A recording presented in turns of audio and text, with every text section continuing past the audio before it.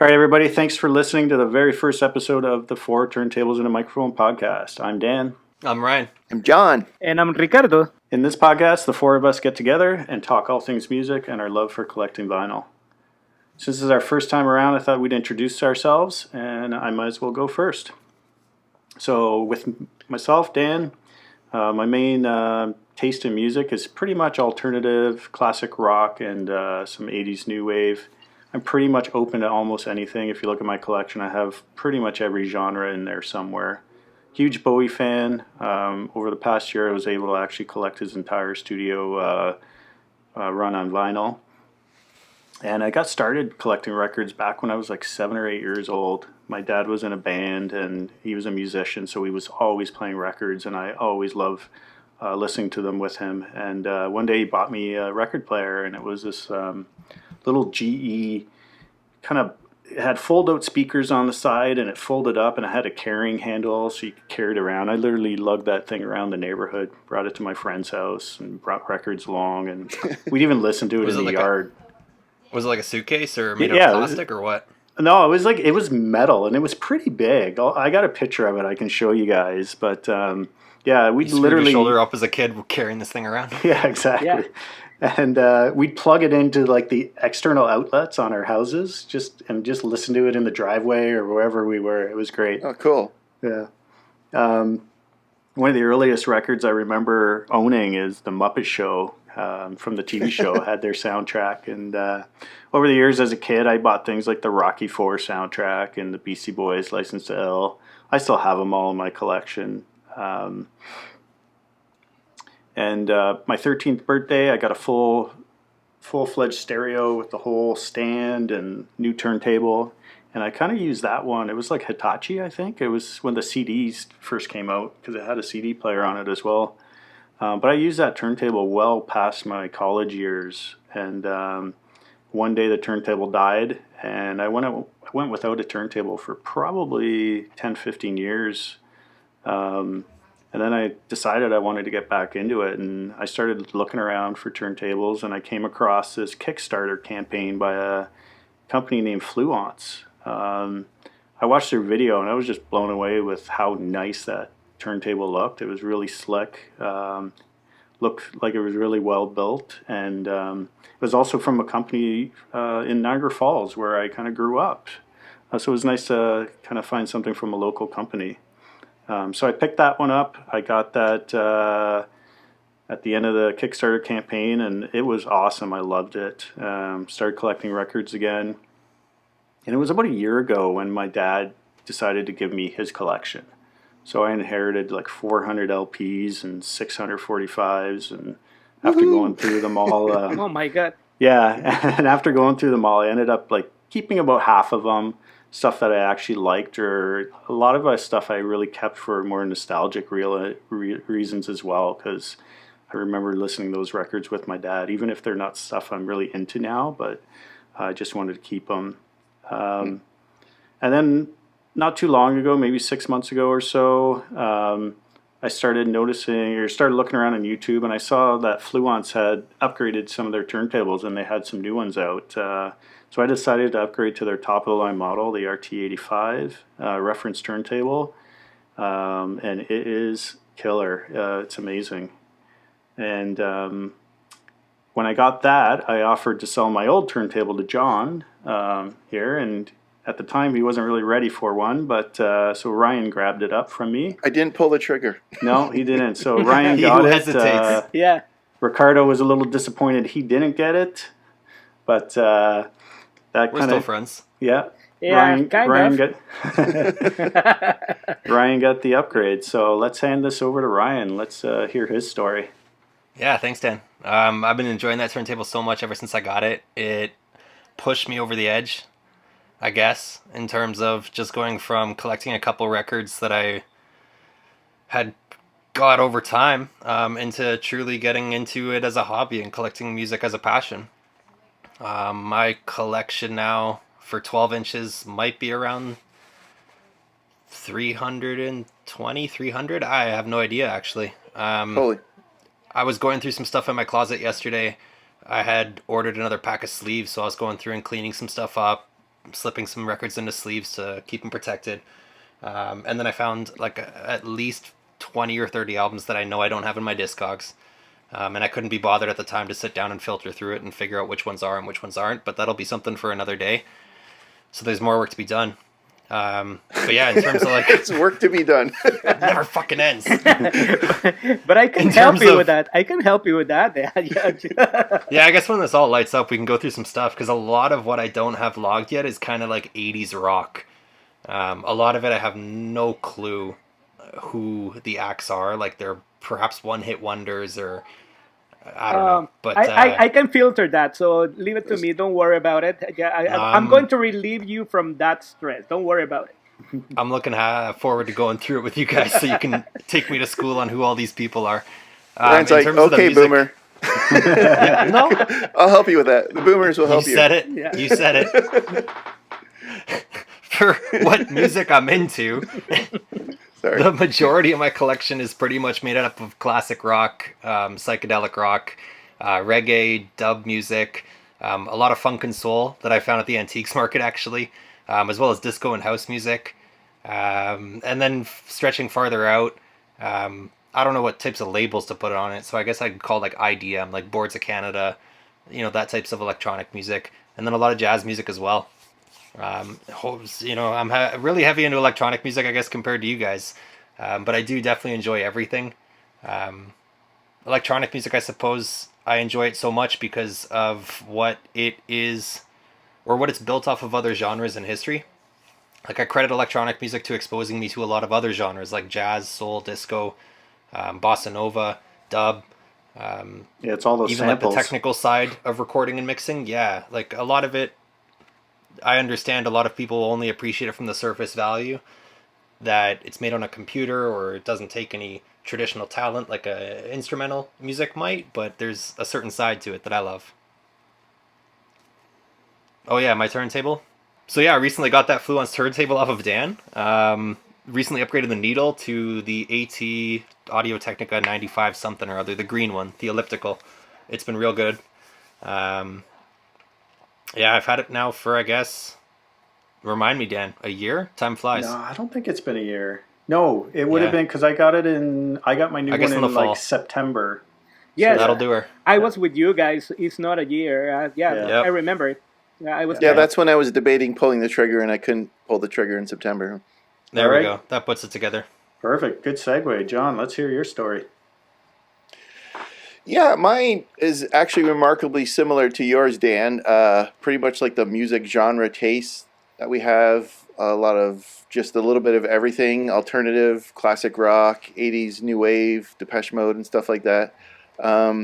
There's also a lot of like '80s hip hop. I haven't like completely dived into the genre, but I was always kind of like the most popular hip hop songs of like the '80s, late '80s and early '90s.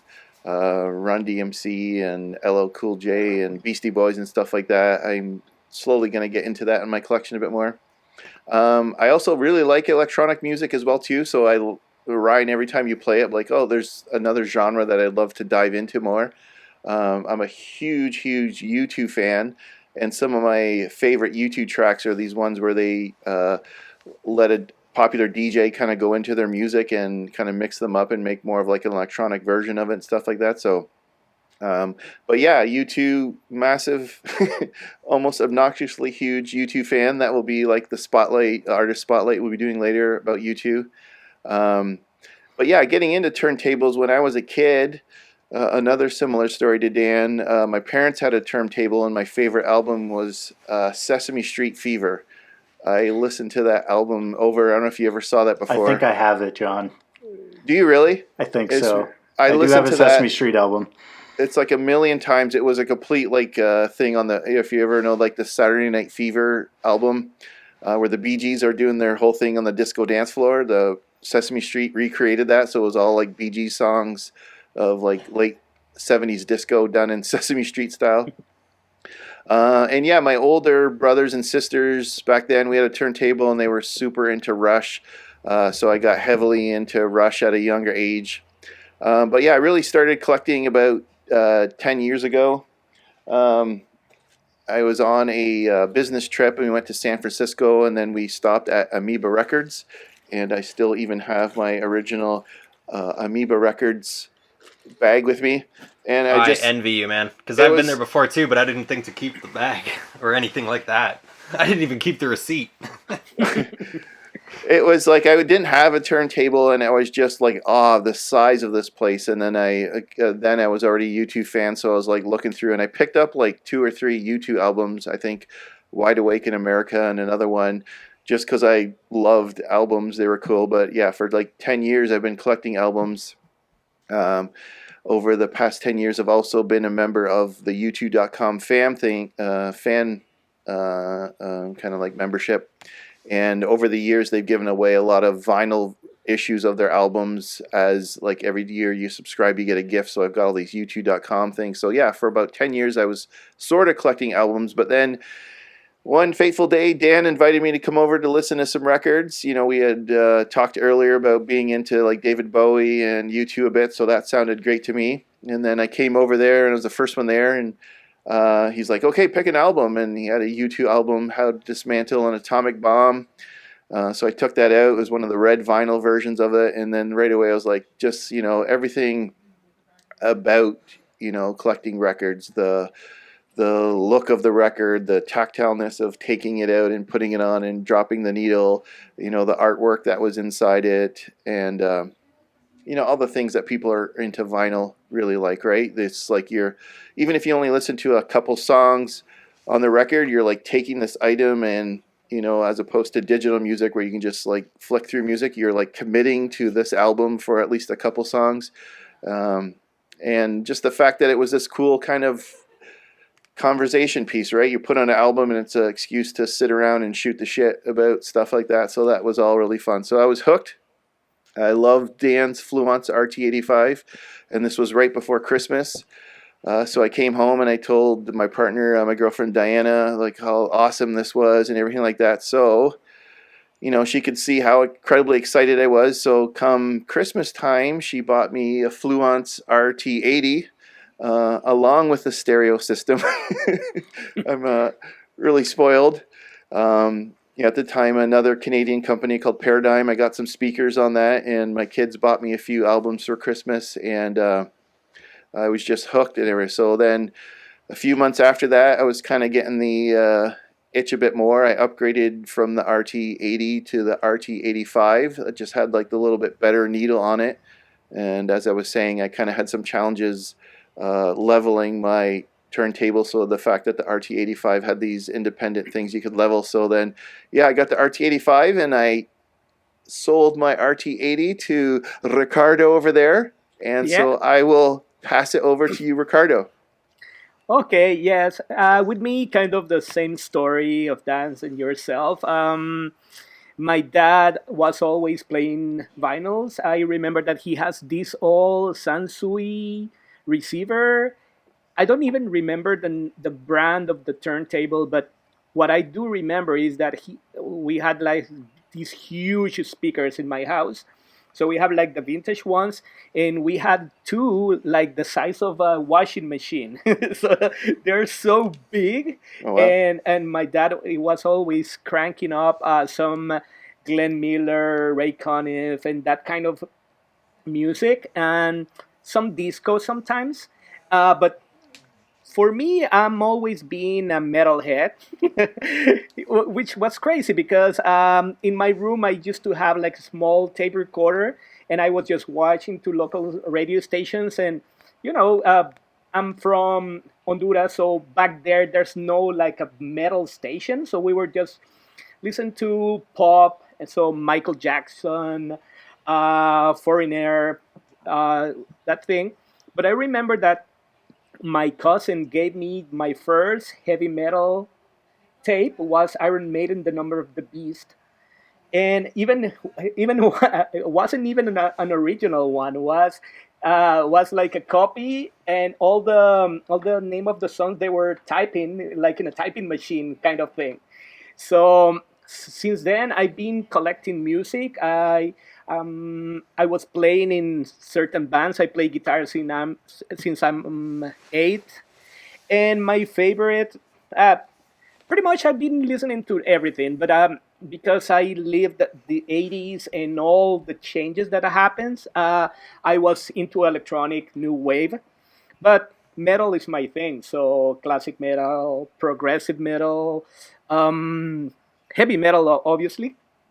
Um, yeah, so I had that tape recorded, but from time to time I was able to move the turntable to my room, and I was hooking it up with my. Then I upgrade to a Pioneer system, so was better. I had better sound, and I was able to play some records over there. And actually, my first vinyl was Pyromania, Def Leppard Pyromania, and Nice. man, yeah, was amazing. So I was so happy with that.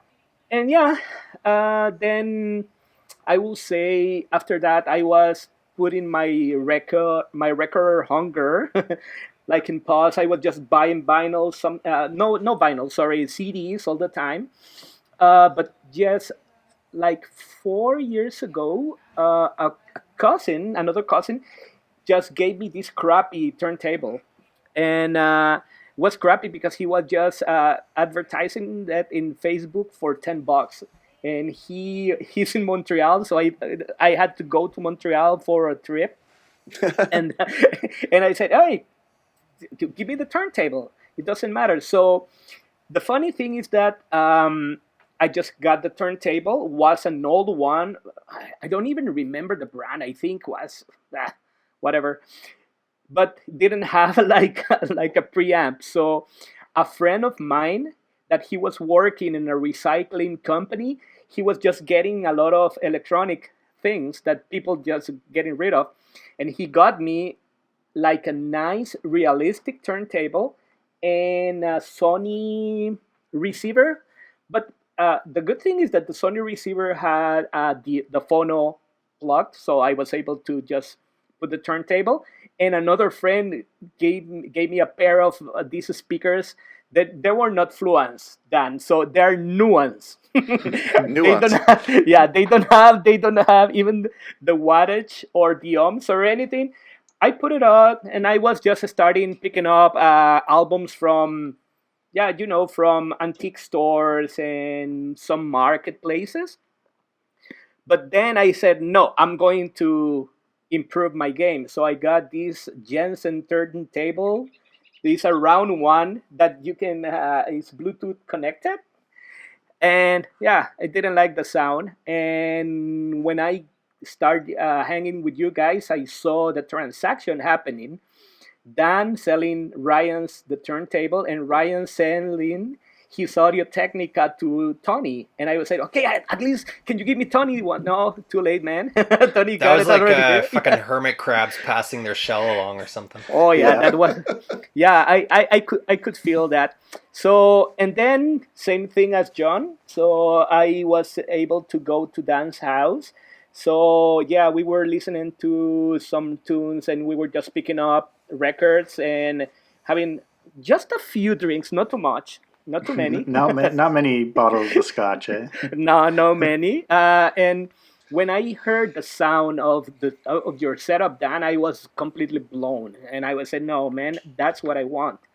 And I didn't know that John wasn't getting his turntable. Oh no, actually, yes. No, actually, I remember when you bought it because you told me that was on sale in Amazon. I will say, and at the moment I couldn't get it. So what I did is I wait, and suddenly I say, yeah, whatever, I'm going to get it, and I bought it from Amazon. And the moment that I bought it from Amazon, John is telling me, okay, Ricardo, I'm selling my Fluence, and I was, okay, that information would be useful like 2 or 3 days ago. And you were going on a trip, so I said, whatever, I'm going to just wait until my Amazon Fluence comes, and when John comes, I'm going to return it and get it back. So that's what I did. I returned my new one from Amazon. I got yours, and I did like Ryan. I upgraded and I put the Audio Technica ATVM 95E, That's the green one. one. Yeah, green one, and yeah, it's amazing all the small changes and tweaks that you can do, and they're going to give you a way different world, sound and stuff. It's crazy. Yeah, that Crazy. Fluence RT80 comes with like that conical style needle, right? It's a bit more The rounded. yellow one. Yeah. Mhm. Yeah. And you Yeah. guys upgraded to like the elliptical that gets in. I had that too when I got my RT80 at first. It's just the conical one, you're just kind of missing something a little bit that you want to upgrade to a Yeah, little It bit was better a stuff. huge difference, but Yeah. also I think that they don't even produce the one that came with my turntable. So I had to not only get a new needle, but also a new cartridge.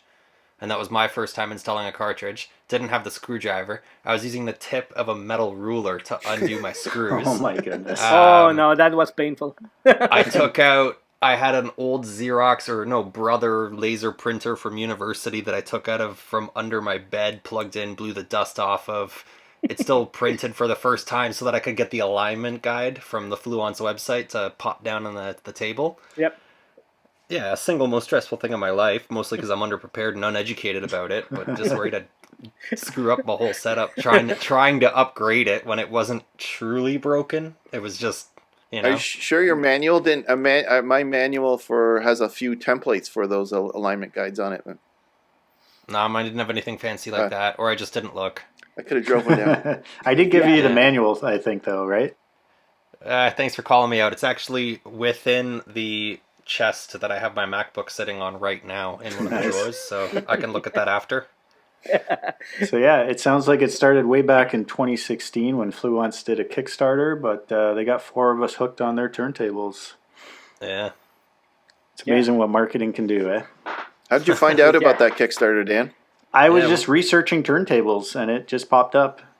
Just See, 'cause through had I Google not known search. about that or had that opportunity not come along, my go-to, having had that, can't knock someone. It is what it is. You get what you pay for, but it was just a cheap plastic turntable.